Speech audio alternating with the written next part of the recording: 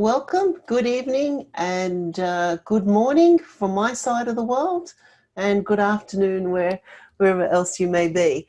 I'm just going to give you a brief talk on what the future could be from a systems and systems engineering perspective, but I'll start off with giving you some little fun facts on INCOSE, if you're not familiar with INCOSE, before I move into the main point of the presentation. And that didn't work.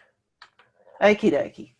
So this is just some facts about INCOSE. Our vision is a better world through a systems approach. And if you think about what's happening in the world today with COVID, with climate change, inequality, discrimination, etc., there's a lot of room for improvement. We want to be involved in that, and I think that's a terrific vision.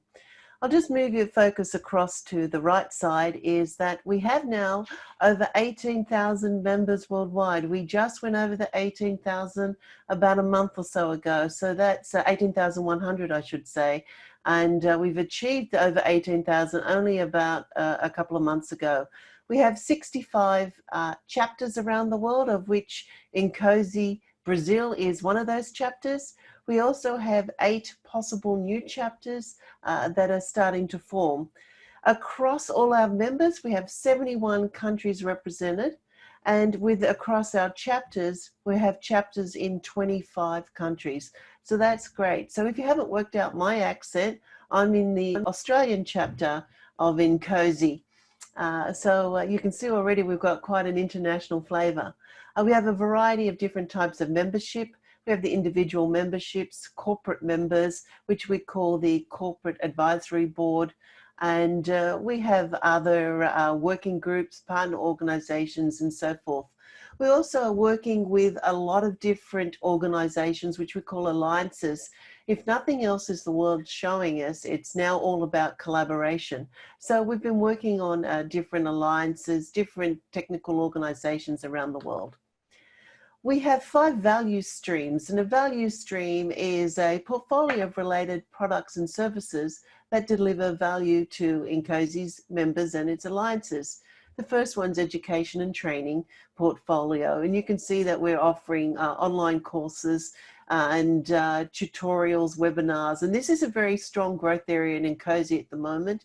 We're actually working on a professional development portal, which should be launched around IS next year, if not earlier, which will allow an individual to plan their professional development path. We also have a number of events in our portfolio at the international level, at the sector level, at the chapter level, and local levels. This is an example of an INCOSE event. We also have a portfolio of products and publications. These are our books, papers, and so forth.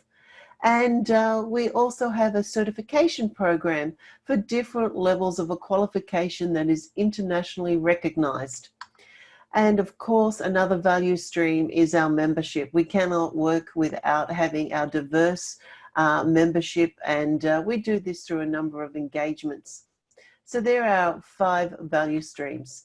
We have across the value streams, to look at the cross-pollination, 3 strategic objectives. The first is the premier. We want to be the first choice where everyone comes to when they think about systems engineering for their professional development. We also want to be the place that people come to, where we're leading the future of systems engineering. So we don't want to just be reactive, we want to be proactive in that area. And we have a number of initiatives which I'll talk about. And of course, we want to deliver value. And we want to deliver that value to our increasing, growing, and diverse membership. Now, just a little bit of where INCOSE started. It started off in the US in 1990. In 1995, it went from a national to an international, and we are where we are today with the 3 sectors represented. Of course, Brazil came about in 2012, so that's great. Now, let me give you some fun facts. On the top left-hand side, on the membership, we have individual membership of just over 18,100. You can see Sector 1 is the biggest, 5,348 members, of which Brazil is part of. On the Corporate Advisory Board, these are organizations and universities and institutes that are signed up as members of INCOSE, and they're the voice of our corporate members, what they want to hear, what they want from INCOSE, and they advise on where things would like to would help them, or where the direction of systems engineering is going. So we have 120 CAB members altogether, 88 are in industry and government, and 32 are in academia. So that's great. And within the corporate members, their own staff can sign up as associate members, and we have just over 7,400. If you're moving down, we have student divisions. These are loosely affiliated with the local chapter. The focus is on getting the group of students at the engineering, at the university level, while they're at university, on what INCOSE can do and help with there, and then eventually they'll migrate to full membership. And then we have our certification program, and we have 3 different levels. The top level is our expert system engineering professional, and that is now, as you can see, sitting at 327 worldwide. So that's terrific. But what does that mean for Brazil? Well, Brazil, you're very young and growing. So we've got 30 members. So out of that 5,348, there is 30 members. Room to grow. Terrific. You have signed up to industry and members under the CAB, and they in turn have got 60 associate members. So effectively, you've got 90 members at the moment on the books from Brazil. So that's a great start. From student division, I'd hate to say it, but the student divisions only are in the US at the moment, nowhere else in the world.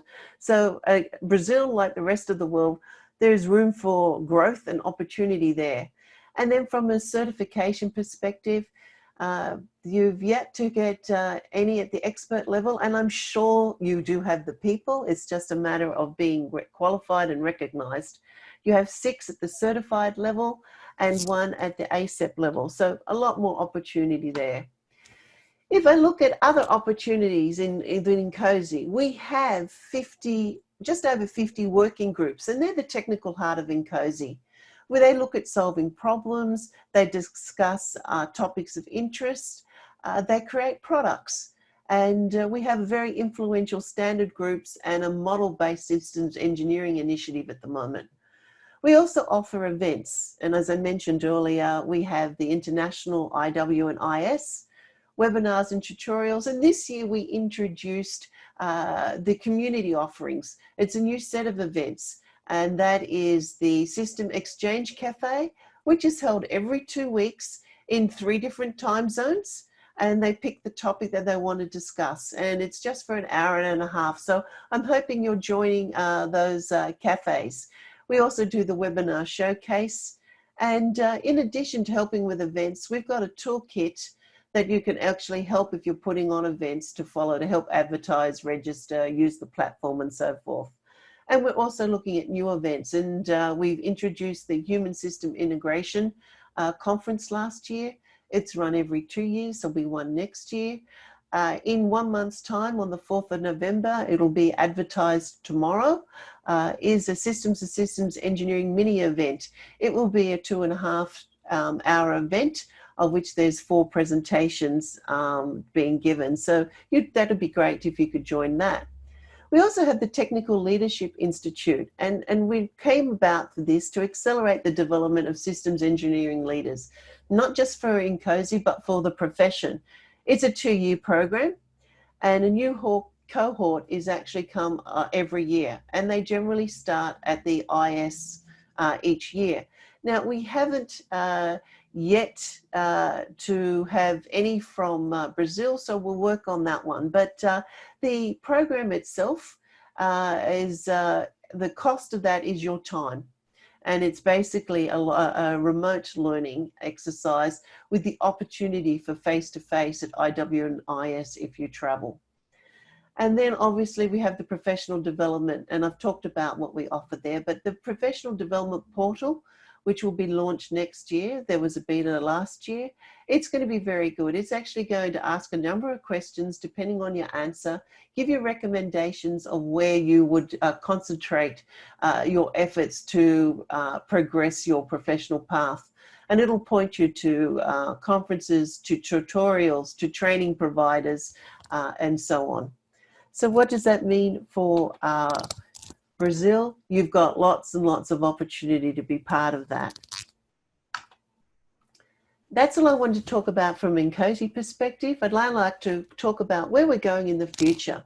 What's in the next 25 years? So obviously there's change, and there's always change, and we have to evolve. Some people like it, some people don't, but you will not survive without changing. So I'm just going to present now what are the drivers for change. And I'm only going to give a couple of examples, which will be artificial intelligence and digital engineering. Excuse me. I'm going to combine the artificial intelligence with autonomous systems or autonomous unmanned systems. There's a lot of similarities. They are different, but I'm going to combine those two together. Then I'm going to talk about, well, what's in the immediate future? What's in the next now to the next 5 years that INCOSE is working on, and you can be part of that. And then I'm going to give you my projection of where we will be in 25 years. So what's driving change? I'm sure a lot of you have heard of the fourth industrial revolution. It was a book written by Klaus Schwab where he said that the fourth industrial revolution is characterized by a range of new technologies that are fusing the physical, the biological, and the digital, which are creating impacts on all disciplines, economies, and industries, and even to the point of challenging what it means to be human. So that's quite a mouthful, and it's quite an area of change. Now, this has come around about, no one can say when it exactly started, so it's between 2000 and 2010, and I think it'll go for about another 22 to 30 years. So you can say we're in the middle of this fourth industrial change, and you can see what I've written there, some of the characteristics and technologies that are involved in the fourth industrial revolution. And specifically, as I said, I'm going to talk about these two areas in the next few slides. Now, what we've got for driving change is a lot of complexity challenges. And what I'm showing here is just an example of some of the advanced technologies. That's the column in the gray. And then I've got in the blue the complexity challenges to master. Now, every one of these areas can apply to the advanced technologies. But what I'm going to highlight now is some of the complexity challenges are stronger or harder to master depending on the advanced technology. I'm going to use this to seed your thoughts of where I'm going to go with AI and digital engineering. So to give you some examples, if I look at additive manufacturing, then the stronger drivers are in the areas of resilience, security, attack, and vulnerability. Now think about that. We're talking now producing hardware or something physical from software. That itself lends it much more susceptible from cybersecurity, from vulnerability, attacks, that we've got a thought. And you look at it also now, the whole human system integration of creating that product. It's a different skill set. It's a different way we're going to interact to produce it. And also it's going to be very much a composable design to build up that additive manufacturing. On the really positive sides, think of deployability. It's much easier to deploy, faster to turn around, and it will actually address remoteness and scalability faster. In one of the diagrams that you can see down below in one of the pictures there, the port in Singapore only last year has added an additive manufacturing capability to its port. It is the second largest port in the world. It has over 20 kilometers of berthing for the different containers, and over 300 million containers a year come through there. If they've added additive manufacturing on site, think of the turnover now that they can actually do repairs, etc., for their port facilities versus waiting. So very, very, very good, but very complex challenge.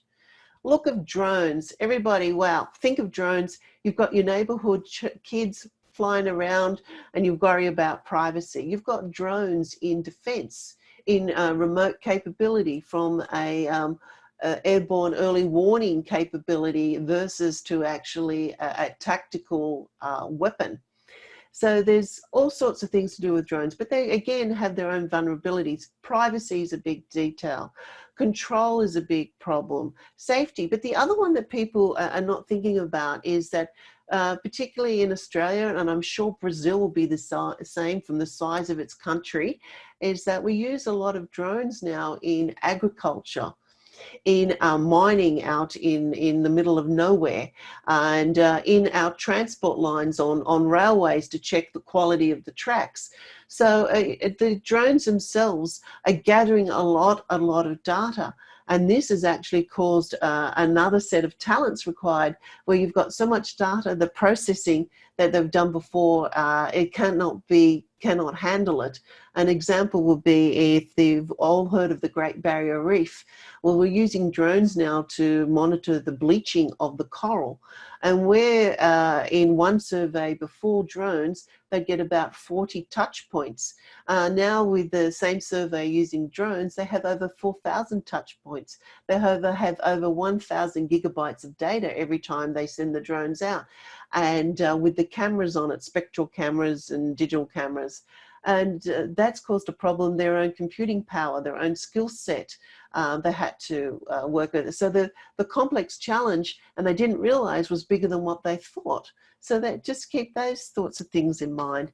If you look at virtual reality, same sort of thing there is, you've got different human systems, but there's a trust thing. How do you verify your virtual reality? Is it good enough? You know, is it augmented, etc.? And then you've got also deployability, strong, scalability, and so forth. So keep that in mind when I talk about AI and automated systems and digital engineering. So if I consider the focus now on AI and autonomous systems, what do you think some of the effects are? So I've just got some of the effects here. They will be operating continuously, or they can. And if you think about AI too, just don't think about robots and autonomous systems that are unmanned vehicles, etc. We use a lot of AI for other things. So another example is in Norway. They're making great inroads with their ocean fish farms to help with the salmon because of the migration up the fjords, climate change, industry, etc. It's a lot harder for the salmons to go upstream and back and still maintain the quality. And so they're creating these fish farms that are in the ocean, which with the movement and the feeding of the fish and the tidal changes, etc., they can actually protect a lot of the fish when they come back down from the fjords out into the ocean and grow the numbers. So that's all done through AI, and it's changing the heights, the platforms and storms and all sorts of things. So really good. So that is an example also of improved productivity. We also consider using AI and the effects of the AI in autonomous systems where it's not safe for a human to go. Think of if everyone thinks of bomb disposals, you know, the robotics associated with that as an example. Mining, some of the exploratory in mining in deep sea, underwater, again, robotics, so and AI. So pretty good.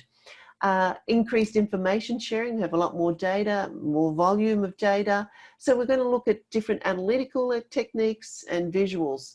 And so but what are some of the challenges? And you can see now I've put up some of the challenges, which I've just talked about briefly: safety, before, control, resilience. You know, how strong is it? And how accurate is it from a point of view of the trust, the interoperability, and then the technical rate of change. If you've got something that if you move into an artificial intelligence world of AGI, general intelligence, artificial general intelligence, or artificial super intelligence, which maybe way in the future when we get to a point of singularity, that rate of change is going to be huge. And the situational awareness is going to be so important, and it's only for that point in time. And so there's challenges associated with that. And then how do you put something like that under configuration management? It can be an extremely tough challenge. So what I'm going to show you here is if we don't address these challenges, then you're going to have some basic changes that are already happening that are fairly negative. If you don't think of these things and keep across them, we actually have the loss of common sense. Okay, it goes out the door. So we need to be aware of it from a human system interaction. So when something goes wrong, we don't know what to do because we're not used to doing it anymore. The loss of mental capacity. Think of smartphones now. How many of us remember phone numbers? How many of us now remember addresses? As a kid, it was drilled into me by my parents. This was my home phone number. These were my relatives. These was my best friend. So if anything went wrong, I could get to a phone and I knew the numbers to call. I don't know my family phone numbers anymore because I just look them up.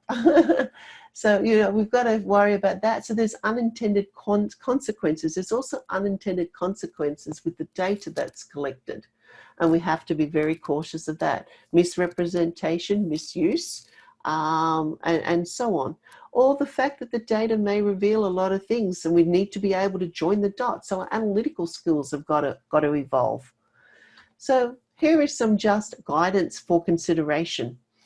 You know, we obviously have to think holistically. That doesn't change. We've got to react, though, quite faster. So do we take the big picture and then break it down into smaller segments we can cope with?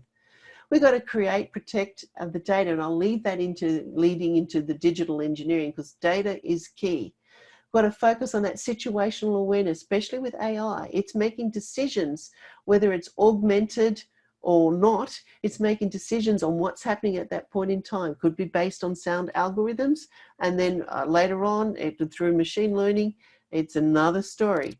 So again, our strengths are in patterns and anti-patterns. So really start focusing on patterns and we move forward. We've got to thwart those attack vulnerabilities. If we don't know what's happening, it's non-deterministic, at least we need to make it resilient. So it's robust, so if something goes wrong, it doesn't blow up the world. Are we able to recover? Are we able to reboot to a known state? What do we lose, etc., from a point of view of data? And there's all new skill sets that we've got to involve, make greater use of our simulation, our models, our virtual realities. And let's focus more on the validation, where it's going to be used. So a lot of we focus on verification, not a lot or much on validation. It's kind of switching it around, more focus on the validation, not at the expense of verification, but bring it up, but do it again so that in pilot programs are small so you can get feedback loops. So I'll talk about that as continuous integration. So they're the thoughts for the future for AI. Now let's consider digital engineering and systems engineering. Well, the first thing you'll notice in digital engineering, there's not a sound definition anywhere. There's so many varieties of definitions, and I've shown some on the left-hand side. But the main thing that you'll see with that, it's along the lines of using applications that create a digitized output, and that data is key. And we need to trust that data and protect it going through, and we follow the digital thread or the data thread. On the systems engineering side, I've taken the definition from our systems engineering and systems definition product that INCOSE put out in July last year. And it's a very broad but strong definition. And so you can see similarities, but there are differences. But in all of them, we're engineering a system, which is the diagram in the middle. I'm showing this, the composition of the 6 elements that make up an engineered system. So whether you use a systems approach or a digital approach, or you use a systems approach with a digital transformation associated with it, you will have all or some of these compositions. So what does that actually mean? I spent a lot of time trying to work out how to show this in the diagram. And how you read this diagram is from the point of view of that what is needed to engineer a system. That's what we're going in. Whether I approach it from a digital engineering perspective or a systems engineering perspective, there is similarities here, which I'm showing hitting into the prism. So both have holistic approaches, and it's very important that the systems make sure they have the holistic approach. The digital is doing that quite strongly. Both cases must have strong stakeholder engagement. What is the end goals? What are our stakeholders? What is the data that is critical? So in both, again, the ConOps is important from the mission perspective, from the operational perspective. In both cases, we work with multidisciplinary fields. In systems, we're transdisciplinary. We have to make sure we have the right specialists involved. Same thing in the digital approach. Have we got everyone involved that needs to be involved? And there are linkages through mission and operational threads. Now, this is quite common in the big systems world, is that what is your mission threads? What are your operational threads? Identify them at the ConOps stage, use them all the way through to verify and challenge your requirements, your interpretation of the requirements, challenge your design, challenge and use them in your verification and validation. Same thing with the digital approach. And obviously to create the data is models, representation, simulations. And again, do them and verify the integrity of that data through continuous integration. And again, with a systems approach, if you use an agile approach or an incremental approach, but small increments, or an evolutionary approach, again, you're doing continuous integration and getting feedback to verify what you've just done. So there's the similarities. But where it gets different is systems engineering or systems are transformed through digital engineering. And the sort of areas where the transformation focus is what I'm trying to show when you go through the prism and on the other side. So where we're digitizing our systems engineering. So what's needed in engineered system and is in a digitized approach. So there's more focus on the data. The data is key, and it needs to be from a source of truth. So it's authoritative data. So it's always challenged, it's checked against its algorithms, its models, and throughout of its use. And if there's any discrepancies, go back to the stakeholders, sort that out. Okay. We follow that digital thread. It's a data-driven architecture all the way through. We have to develop core ontology for all of this to make sense. Now, if the data is key and following the digital thread, you'll have your mission key performance parameters associated around that mission then. So you can think then your requirements might become more tradable. So if you've got some conflict in requirements, have a look at that data-driven architecture. Have a look at what that mission is about. And that will give you interpretation. Maybe that requirement goes away. It was useless. Maybe it needs to evolve into something that makes sense. Now, if data is key, you're going to have more stronger strength in your data analytics. You're going to have more data. Then that means more applications and tools, and get some visuals so that you can actually understand the data. Don't provide spreadsheets and spreadsheets or databases full of just data with no visuals. If I can't see the visuals, I can't join the dots. I can't have difficult looking for patterns. And then embrace those digital technologies that are helping us, whether it's AI, whether it's virtual reality, whether it's the Internet of Things, whether it's additive manufacturing. The other interesting thing too is that because now you're focusing on the data and that the key performance parameters and the mission and data threads, is that you don't need to have standard design reviews or those big design reviews that you have certain times in the life cycle, such as functional baseline, such as system requirements reviews, system functional reviews, preliminary design reviews, and so forth.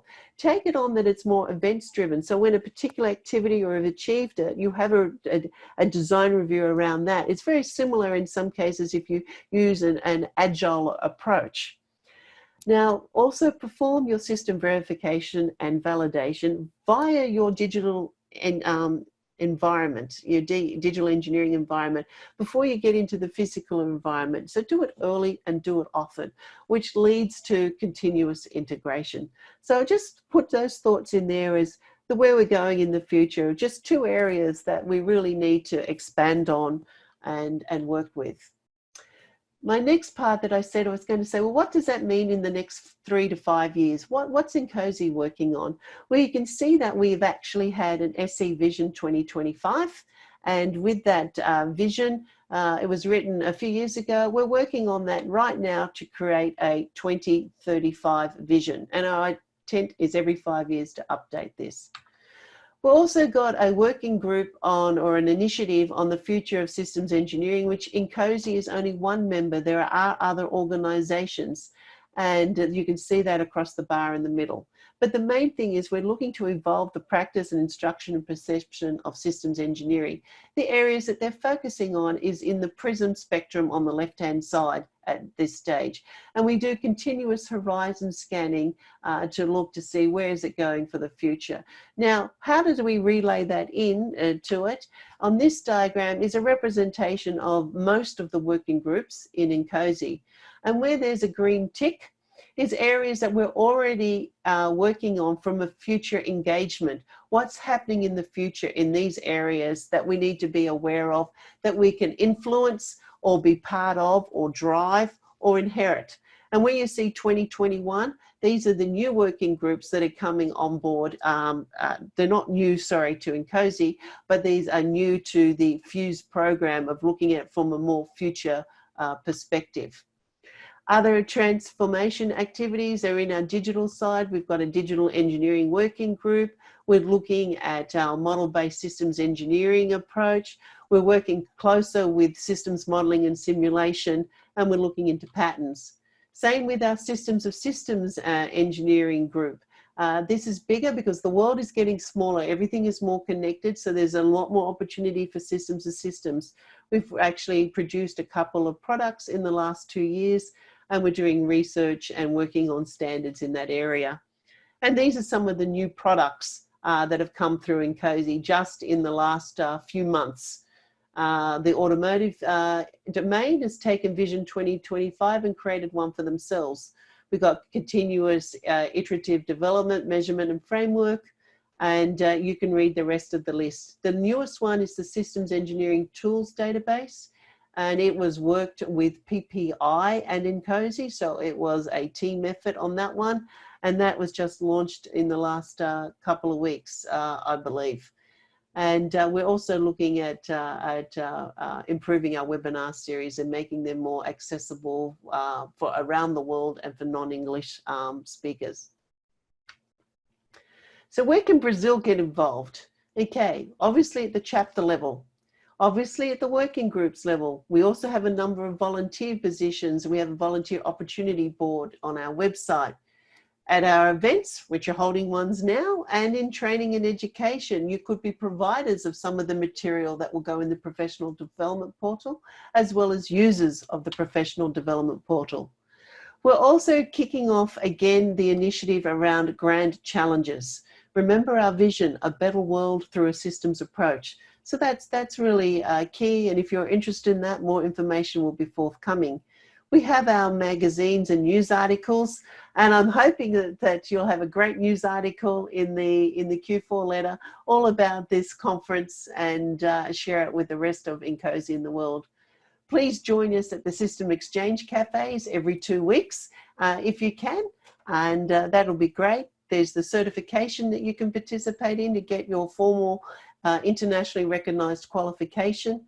And of course, if you belong to a large organization, have a chat with them. Maybe they might be interested in signing up as a member of INCOSE. Now, let's look forward now, I said, to 45 years going forward. Well, these are some examples that I've actually picked on that said that they will be live and active at 2045. And so at 2045, just think about things like high quality emotions. What do they mean by that is that if you send someone a message, you can attach an emotion to it, the emotion you felt when you read the message or how you were reacting. That'd be quite impressive instead of just sending the emotive icon, excuse me. Excuse me. Driverless cars. We won't be saying that anymore. They'll just be called the cars. Smartphones, augmented reality. I like the idea of 3D printed houses. That will help a lot with government support for a lot of communities. And I just think we won't need keyboards. I won't be sitting here pressing a mouse or anything anymore. I'll be just talking straight to the machine, and that'll be my interaction. But the one I like on the far right side, what's the notion of big data? It's big data now. Well, what will that mean in 25 years? It won't be big data. It'll just be considered quite quaint. And the brain prints, I really like that. There's a lot of work in that area now. So every human being obviously has unique fingerprints, but we only have 10. We also have unique brain prints, which means that if you put an image in front of me, my brain pattern reacts in a particular way to that image. No one can replicate that. But also think of the security around that. That'll be brilliant. But also think about it. I could have a variety of different images, and then I'll have different brain prints associated with that brainwave for that image. So I don't have to be limited to 10. And that's going to be extremely impressive. But what does that mean for us? The other thing to consider, the two faces in the 2045 horizon. So a lot of our arguments for the technical and engineering concerns and challenges in AI, AUSD, IoT, and the like, will largely use the same technologies to address those challenges. So what I mean, if we're delivering a solution that's got artificial intelligence, most probably we're using artificial intelligence to help us develop that solution. So it's very two-faced. So we have to consider that, you know, the pros and the cons, and we've got to actually adapt and master these areas. And I've put some examples of what those technologies are in that diagram there with quantum computing, quantum sensors, quantum communications. Think of blockchain technology from a point of view of security. Think of model-based engineering or model-centric engineering, whatever you wish to call it. Think we're going to have smart data filters, better edge computing, virtual reality will improve. So all things to consider. So what does that mean if we're practicing systems engineering? Well, we're going to have greater importance on what I've listed on the left-hand side. Situational awareness will be critical. It's quite strong in some domains, but not in all. It is going to just take off. And we're going to have to rely more on intelligence augmentation, AI in general. And we need to utilize knowledge-based expert libraries. And this could be via subscriptions because there'll be so much out there from that perspective. And we don't need to actually create everything ourselves, but there would be signing up. So instead of now where we've got the World Wide Web and anyone can put things on and there can be misinformation, etc. Think how that in future, will actually be getting much more information, but more focused, more truth to it. But then because of that, it's going to be knowledge-based. You're going to have to subscribe to that. Otherwise, you'll just get the general public garbage in, garbage out if you're not careful. You could talk of resilience, and I've talked about information and data is paramount, but we still, on the right-hand side, have relevance with regards to life cycle models, stakeholder engagement, and so forth. Consider now related to the systems. When I mentioned the fourth revolution, the phrase I used, I've now said, well, it's come and gone now. So we did fuse the physical, digital, and biological worlds. We did challenge the ideas. But what does that mean from a research perspective? We're going to have to look at the impact of singularity. They actually believe one individual that has coined the term singularity believes it will be here by 2045. So that'll be interesting. We have to look at how we work with human and robots interactions. Look at the moral and ethical situation. We also have to get comfortable with technology. So there's a lot of research in those areas. What does that mean for INCOSE from how we structured? Inward wise, pretty much the same. Okay, it's not a lot of change, but the world's going to get smaller. So it's the stronger collaboration. But what does that mean for our 2025 vision, which is going to 2035? What will it be in 2045, meaning it will be looking at a vision of 2060. And I've put what I think is on the right-hand side. We've got to shape the impact of the change. There's no doubt about it. We're living with the change. Okay, we look at strengthening collaboration. You cannot do this by ourselves. Look at COVID now. Look at what's happening. It's a collaborative environment. We need to work with other institutions, other organizations. We have to harmonize people with technology. So it's the technical solutions for human-robot interactions need to be considered. Appearances, speech, so on. Moral and ethical implications have to be considered. General level of competency will be raised. But that's already happening now. If you look at your children, the way that they roam around on their tablets and on phones, if they got them, is way ahead of what you typically, and often they're showing you things. So that's just going to happen. Obviously, we need to advance with technology and innovation. We can't be left behind. But we're going to live in a world we want to live in, so it needs to be sustainable. And what does that mean? So that's where I think our outward reach is. So for 2045, it's just a stepping stone. Think where we're going in the next few years, back to the moon, okay? Under Project Artemis, which is the twin sister of Apollo, which was the Apollo program in the 60s in the US.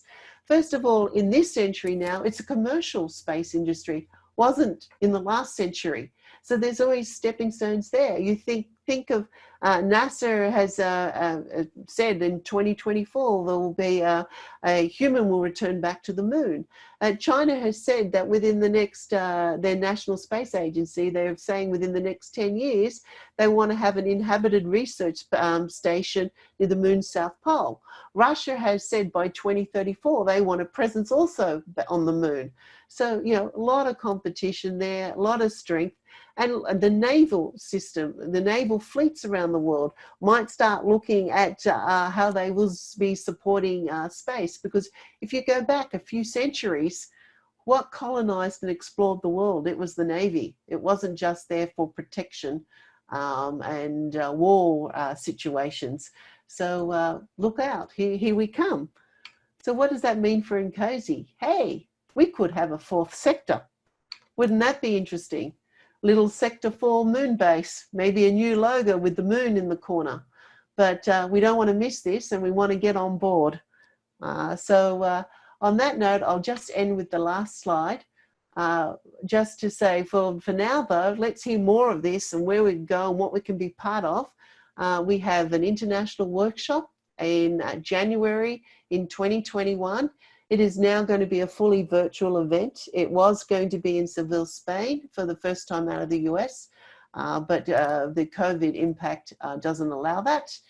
And more information will be coming out on how that will be run. And then our international symposium is scheduled and based in Hawaii.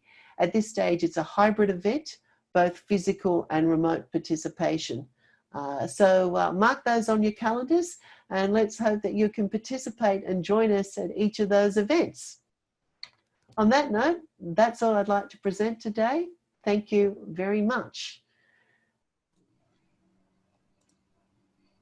Kerry, thanks so much for your presentation. Has been a really good moment to see how INCOSE is envisioning the next steps for systems engineering. And I'm pretty sure that the opportunities you've shown for Brazil as a chapter, we're gonna try to catch all of them. Of course, counting on everyone that's watching here that are, if not, they're gonna become members of INCOSE for sure. Then join us on this interesting journey to spread systems engineering around the world. We have one question here. From Fabius. I'm gonna try to talk to you. It's, as you're mentioning, future will be based on data processing somehow, and security must be one of the top priorities. Regulations and policies must be in place to ensure the security enforcement. So how do you see the pace of the regulations and policies that are being developed today? And the question is, are we as society able to catch up with the speed of technology and how it's evolving? But the first part was on policy, is that correct? Yeah. Because I don't see the Q&A as a presenter. So I think policy lags in a lot of cases. Way that it's happening at the moment, the major changes will be under policy. The minor stuff and standards are the same, tend to lag from what's happening, and that's, though, depends on the domain. If you're in the ICT, information communications technology area, they will lag. If you're in the defense world, no, they won't, because things move slower there with all the checks and balances. So I'll caveat that. What was the second part of the question? Sorry. I just sent to you on your chat, so you can take a look. Securities top, okay. So what I think from what will happen with the security side, I hate to say it, but also a lot of our security protection is after something's happened. If you look at cyber, from the, let's park the physical. The physical one we're pretty good with from a point of view of standards and protection and along the line. So it's our heritage. But the area of the cyber is yet to grow. Now, a lot of people do cyber protection by trying to block access, firewalls, rather than protect the data or the communication of the data. They'll try and control the two endpoints, the source or the receiving. There's a lot of work in those areas, and I'd hate to say it, but the hackers are generally ahead of the people protecting, because you think you can protect and you may block everything, but there's just, a hacker only has to succeed once, whereas a protection has to work all the time. And so you're going to, we're going to lag. From a policy perspective, a regulation, well, they'll go in ultra conservative first and basically just try and cope with penalties while they'll catch up. From the point of view of speed of the technology is evolving, how's INCOSE doing it? INCOSE varies quite widely depending which area, and it's very much depend on the volunteers. So if there's a passionate group involved, we move across quite quickly. If there's a bit of a slower group, or then not. If there's research required versus the practitioner side, we do have a group called the Systems Engineering Heuristics. The fellows are writing a book on SC heuristics, which will include the future. A lot of that will help with moving forward, because you're not proving it necessarily on theory. You're not proving it necessarily on research. They are heuristics, things that have worked before and should work again. And then the theory might come, why did that work? So we're moving forward in some areas faster than others, but where we are good at, we know we need to move forward. We have this Future of Systems Engineering initiative. They are looking at it. I was just talking to the Director for Strategic Integration this morning, and we're looking at, you know, where holistically within INCOSE do we need to keep moving? And we're trying to make inroads through standards as well. And we're even talking about, do we need a policy working group? How do we address the policymakers? Watch this space. Okay, great. We had an event last month about urban air mobility, and a lot of the questions came from these aspects, like how are policies and standards gonna catch up with the technology itself, and how are they gonna be more restrictive in the very first beginning, how we can address these restrictions on our system design and system approach. So I think that's it's a great opportunity for INCOSE to kind of influence and gather all these policymakers together. It's definitely a good and you hit the nail on the head when you say influence. We typically are not the ones, as in the systems world, that make that decision. We want to try and influence the decision makers, and that's talk their talk, walk the talk, and speak in their language. And but start off, if any policymaker, at least in Australia, the best way to get their attention is to talk about the benefits he or she actually themselves will get, and then you rope in what you need to do behind it. So you start off with, you know, I've noticed that there's this challenge, and it'd be really beneficial if we do A, B, and C. And I've got an idea on how we can do that. You get their attention. If you come up to them with a policy maker and say, here's a problem, and this is what I recommend, they're not even interested in listening to start with. It happens in Australia. Yeah, it happens. Got it. In Brazil as well. Okay, so I don't think we have any more questions here active now. I see someone from Rick on human system integration. Okay, so not Q&A. The socio-technical aspects, yes, I thought I mentioned those when I was talking about harmonizing the people with the technology. Very much strong, and you know, I think Brazil's active in it, is the human system integration working group is strong. There's a workshop there in the next couple of weeks, I think. It's in October that they're running a virtual workshop. And yeah, the behavior of humans will change. Okay, so speech will be stronger, the ability to interact, and our expectation and our evolution of trust in the supplier, and then trust in the system will change. And I'll just give you an example of that right now. Most of us use Microsoft products or Apple products, whether it's the hardware or the application, etc.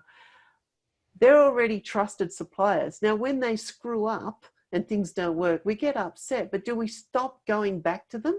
No, we typically buy again. And this is where it's going to go forward with a lot more technology, and from that perspective.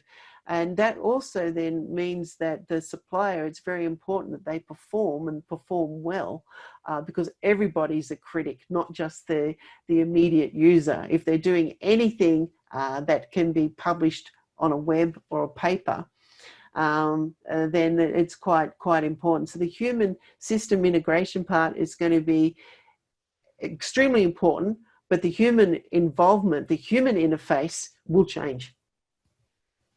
Okay, got you. So it's important to know about this working group and how it's going to happen, the workshop. I will definitely share with our attendees when it's going to happen, and put on our social media as well, so you guys can join. Okay. Thank you. Let's see. So there's another question from George Souza. We're running for the last question. He's asking if has INCOSE considered a partnership with SDS, that's the System Dynamics Society, to deal with policy design and evaluation? Not to my knowledge, but that's only because we haven't thought of it, we haven't got there. So I'm happy for you to send me details or a contact, or if you're the point of contact. What happens with most of the alliances, you need someone on the INCOSE side and you need someone on the alliance side to build that relationship. If you come in out of the blue, which we've tried a few times to different organizations, first of all, they say, well, what's INCOSE? And what's in it? And then the second one is, what's in it for me? Are you going to make my life more complicated or not? So if you've got people that are on both camps that know of each other, that alliance gets formed pretty quickly. And what we then look to see, can we collaborate on a product? Can we collaborate on events? So our think tank is bigger. Okay. I'll definitely put George in touch with you so we can maybe start working. Okay. No problem. So that's all for now. Kerry, I'd like to thank you so much for your time and for sharing such good thoughts with all the attendees of INCOSE Brasil Conference.